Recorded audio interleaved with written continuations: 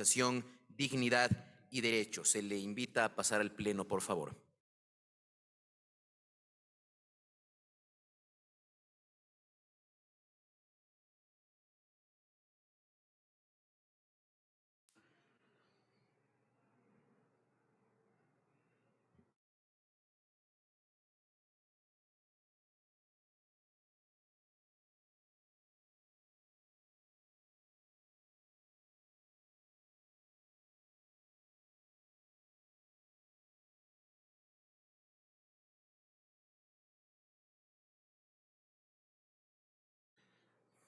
Se le recuerda al señor Pablo Proaño Pazmiño que dispone del tiempo de 5 minutos.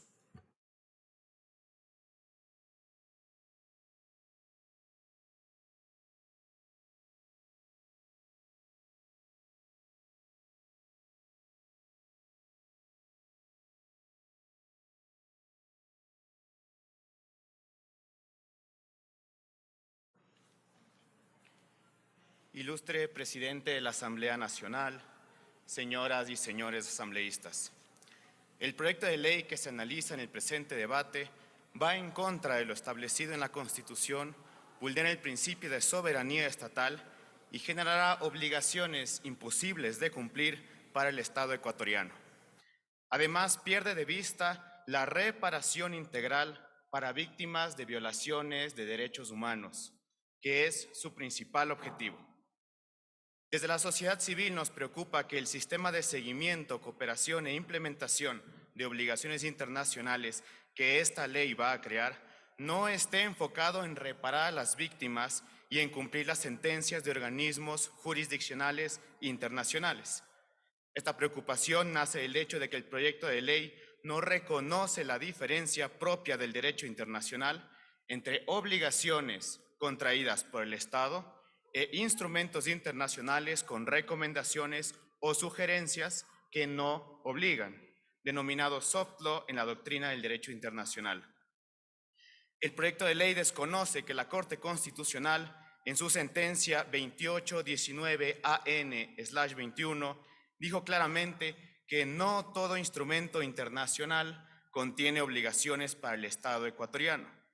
En la sentencia, la Corte indica que para determinar si existe o no una obligación, se debe analizar la naturaleza del órgano que emitió la decisión, su competencia y las palabras textuales del documento. Es decir, hay que ver quién lo está pidiendo y qué es lo que está pidiendo exactamente. En ese sentido, es sabido que por mandato constitucional, solo la Corte Constitucional tiene la facultad para interpretar tratados internacionales y subsidiariamente puede determinar obligaciones internacionales por medio de acciones por incumplimiento. Además, constitucionalmente, solo el presidente, con aprobación de esta Asamblea, puede adquirir nuevas obligaciones internacionales con la firma y ratificación de tratados internacionales. Es por esos motivos que el proyecto de ley es contrario a la Constitución. Es inconstitucional atribuir al sistema de seguimiento creado por esta ley competencias que no tiene, como lo es la facultad de determinar qué tipo de instrumentos internacionales contienen o no contienen obligaciones para el Ecuador. Como segundo punto, quiero manifestar que el proyecto de ley atenta directamente contra la soberanía del Estado en cuanto a la definición de sus leyes y políticas públicas. Si se aprueba esta ley sin modificaciones, el Ecuador tendrá que obedecer todo lo que diga la ONU y los organismos del sistema interamericano. Serán considerados automáticamente como leyes y mandatos para las autoridades públicas y para el pueblo ecuatoriano. Sería ceder plenamente a organismos internacionales la dirección y el rumbo del país y renunciar a nuestro derecho a decidir sobre nuestras propias leyes y políticas públicas.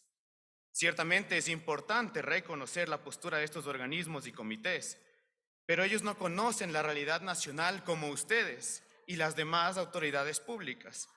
Por eso es que estos instrumentos internacionales no fueron concebidos para ser obligaciones para los estados. ¿Por qué esta ley quiere darle a estos documentos un poder que no tienen? Finalmente, este proyecto de ley generaría obligaciones imposibles de cumplir para el Estado ecuatoriano. Cada año las Naciones Unidas, sus comités y demás organismos de derechos humanos producen cientos de informes para los estados. Bajo una política de austeridad y ante los debates sobre el alza de impuestos, ¿no sería contraproducente adquirir cientos de nuevas obligaciones para el Estado? ¿No se debería usar ese dinero y recursos para reparar a las víctimas de violaciones de derechos humanos debidamente declaradas mediante órganos jurisdiccionales internacionales? Para ejemplificar mis afirmaciones, quiero citar el informe a la Comisión Interamericana de los Derechos Humanos titulado Personas privadas de la libertad en Ecuador, emitido el año pasado. Se le informa que le queda 1 minuto, por favor. Muchas gracias. En este informe, la Comisión sugiere al Estado ecuatoriano que sean los mismos privados de la libertad los que diseñen, implementen y evalúen las políticas públicas carcelarias. Es decir, la Comisión dijo que aquellas personas que hasta hace poco atemorizaron a la población y secuestraron decenas de guías penitenciarios sean quienes regulen las cárceles, nada más alejado de nuestra realidad nacional. Así, el sistema de seguimiento puede volver a su principal objetivo: asegurar la reparación integral de las víctimas de violaciones de derechos humanos y cumplir cabalmente nuestras obligaciones internacionales. Es por ello que presentaremos nuestras observaciones a la comisión encargada y solicitamos que las mismas sean debidamente escuchadas y acogidas. Por su atención, muchas gracias. Se haga